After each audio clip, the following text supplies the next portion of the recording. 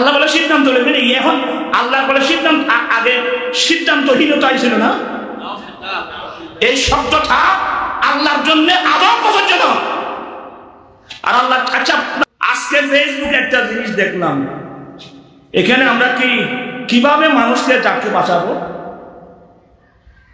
বড় একজন লিডার বক্তব্য রাখলো, আল্লাহ নাকি সিদ্ধান্ত নিয়ে ফেলছে।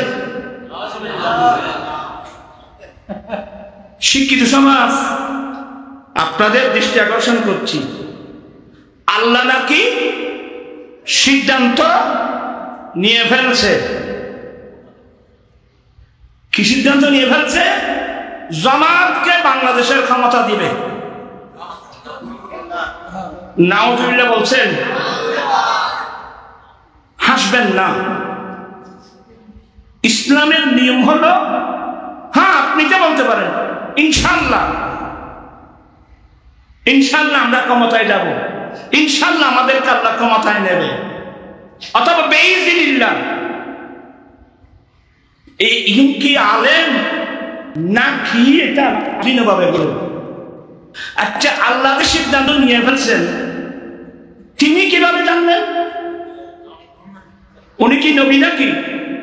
ওনার কাছে কি ওহী পাঠিয়েছেন? এগুলো আল্লাহর দিকে মিথ্যা তহমত। আমি শুধু কি বুঝাতে চাচ্ছি, আপনি যে বলেন ইনশাআল্লাহ আল্লাহ চাহে তো আমরা ক্ষমতায় যাব, বেইজিনিল্লাহ আল্লাহর হুকুম আমরা ক্ষমতায় যাব, এই ধরনের বলতে পারেন, কিন্তু আল্লাহ সিদ্ধান্ত নিয়ে ফেলছেন। আমি ওলামাদের খেদমতে, আমি নিজে বলবো না কিছু, আপনারা তো আমাকে এমনি ভুল বুঝবেন। আমি ওলামাদের খেদমতে, যেই দলের ওলামা হোক,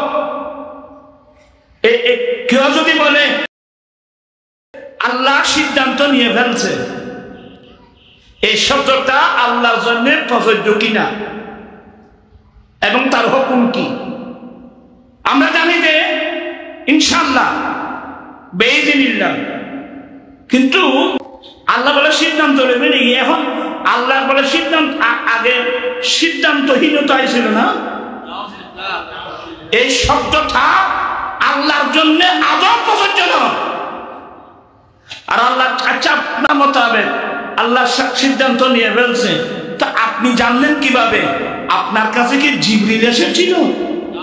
আপনার কাছে মিকাইল এসেছিল? আপনি কিভাবে জানলেন? আপনি কি গায়েব জানেন? আপনার কাছে কি কোন ওহী এসেছিল? এত বড় একটা ডাহা মিথ্যা কথা আল্লাহর দিকে নিসবত করলেন, এর হুকুম কি হবে? আমি বলবো না, আপনাদের আলেমদের কাছে জিজ্ঞাসা করুন। এটাদের কত বড় একটা অপরাধ শব্দ, এগুলো কোন ধরনের কথা? কি আপনাদের মধ্যে কোনো বাড়া মানার, অর্থ মানার কি আলেম ওলামা কি নাই?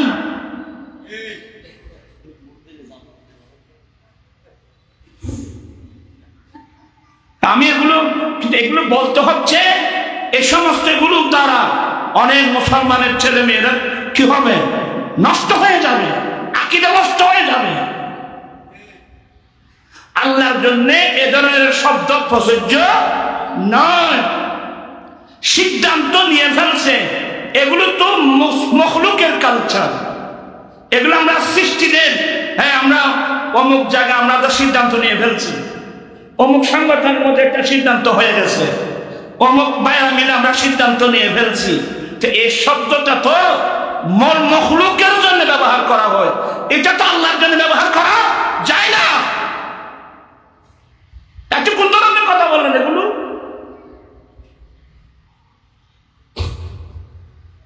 আমি জামাতি আলেমদের কাছে বলবো, এ সমস্ত বক্তব্যের কারণে এরাই আপনাদেরকে ডুবাবে, কি মনে রাখবেন আপনাদেরকে। আলহামদুলিল্লাহ আহলে সুন্নাত ওয়াল জামাত আপনাদের মতো তো দৃষ্টিতে তো আমরা কিছুই না, কিন্তু মনে রাখবেন আহলে সুন্নাত ওয়াল জামাতের মধ্যে জগৎ বাসা এখনো আলেম আছে, যারা শরীয়তের তরিকতের মাসলাগুলো ফয়সালা করতে পারে। আপনাদের দৃষ্টিতে কিছু নেই, ঠিক আছে? এগুলো কি বলতেছেন আপনারা? এগুলো আমি দেশের যারা শিক্ষিত সমাজ আপনাদের এবং আলেমদের কাছে দিয়ে দিলাম, এ ধরনের কথা বললে আল্লাহ সিদ্ধান্ত নিয়ে ফেলছেন, তো আল্লাহ কি সিদ্ধান্ত, আল্লাহর জন্য তো সিদ্ধান্ত নিয়ে ফেলছেন, এই শব্দ তো বলাই যাবে না। আপনার বলা উচিত ছিল ইনশাআল্লাহ অথবা বেইজিনিল্লাহ, আল্লাহ চাহে তো আমরা ক্ষমতায় যাব। কিন্তু আপনি কি বলেন আল্লাহর সিদ্ধান্ত নেবেন কি? তা আল্লাহ কি সিদ্ধান্ত নেই তুমি কেন জানো? তুমি কি নবী? এই কথাগুলো তো নবীরাও বলে না, এই কথাগুলো তো কোন নবীরাই বলে নাই। আপনি কোথেকে বললেন? পাগল হয়ে গেছেন, ক্ষমতার জন্য পাগল হয়ে গেছেন। ক্ষমতা আল্লাহর পক্ষ থেকে আসবে। ইযা জাআ নাসরুল্লাহ ওয়াল ফাত, আল্লাহ যদি দয়া হয় বিজয় আল্লাহর পক্ষ থেকে আসবে।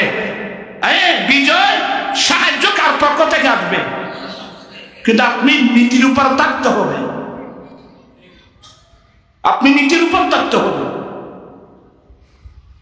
আমি কি জিনিসটা বুঝাতে পারলাম? এখন তো কি ওয়াজ করবো আমি নিজে তো বুঝতে পারছি না। এবার মানুষের ইমান রক্ষা করা খুবই মুশকিল।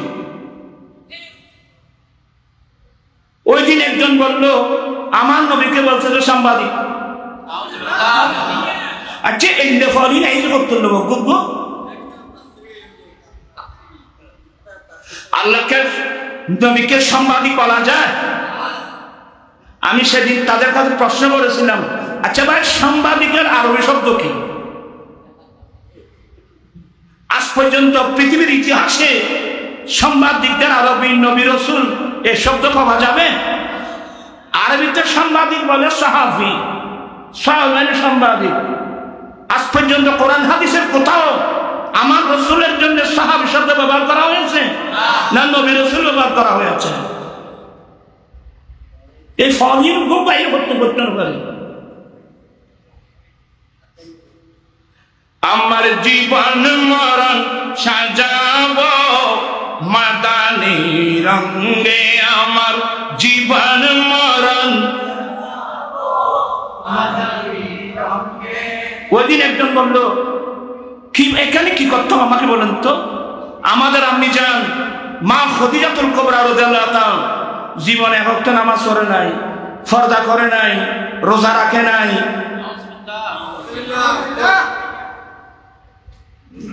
এই শব্দগুলো কখন বলা হয় এই এলাম পর্যন্ত তাদের কাছে নেই।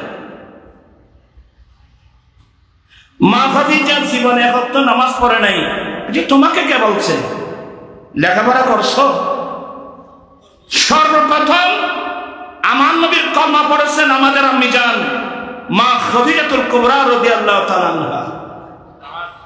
আমার নবীর কাছে যখন ওহী আসলো, জিবরিল পাও মেরে জমিন থেকে পানি উঠল, জিবরিল উযু নিজে বানাচ্ছেন। আমার রাসূল দেখলেন আমার নবী বা উযু বানিয়ে, জিবরিল নামাজ পড়ছেন, আমার নবী নামাজ পড়ছেন। দিনের প্রথমার্ধে, দিনের দ্বিতীয়ার্ধে সর্বপ্রথম আমার রাসূল যখন মা খাদিজাতুল কুবরা রাদিয়াল্লাহু তাআলাকে বললেন, মা জান বলেন ইয়া রাসূলুল্লাহ আমাকে একটু উযু বানাই শিখিয়ে দেন না, আমাকে নামাজ আপনি শিখিয়ে দেন। দ্বিতীয়ার্ধে মা খাদিজাতুল কুবরা রাদিয়াল্লাহু তাআলা নামাজ আদায় করেছেন। তখন কিন্তু নামাজ কি হয় নাই? ফরজ হয় নাই। নামাজ ফরজ হওয়ার আগেও আমার রাসূল নামাজ পড়েছেন, নামাজ ছিল। নামাজ ফরজ হওয়ার আগেও কি ছিল? ইয়া আইয়ুহাল মুযাম্মিল কুমিল লাইল, এই সূরা কখন নাযিল হয়েছিল? দ্বিতীয় দিন মাওলা আলী শেরে খোদা নামাজ পড়েছেন। সোমবার দিনের প্রথমার্ধে রাসূল পড়েছেন, দ্বিতীয়ার্ধে মা খাদিজা পড়েছেন। তারপরের দিন হযরত সাইয়্যিদনা মাওলা আলী শেরে খোদা অল্প বয়সের মধ্যে, যিনি আজাদ স্বাধীন অল্প বয়সের মধ্যে ঈমান এনেছেন, মাওলা আলী শেরে খোদা, উনি কি পড়েছেন? ইন্নামা থেকে মানুষ কি পড়েছেন? নামাজ পড়েছেন। ভালো আছেন মাশাআল্লাহ। হুজুর আলাই তোমার আলে এখন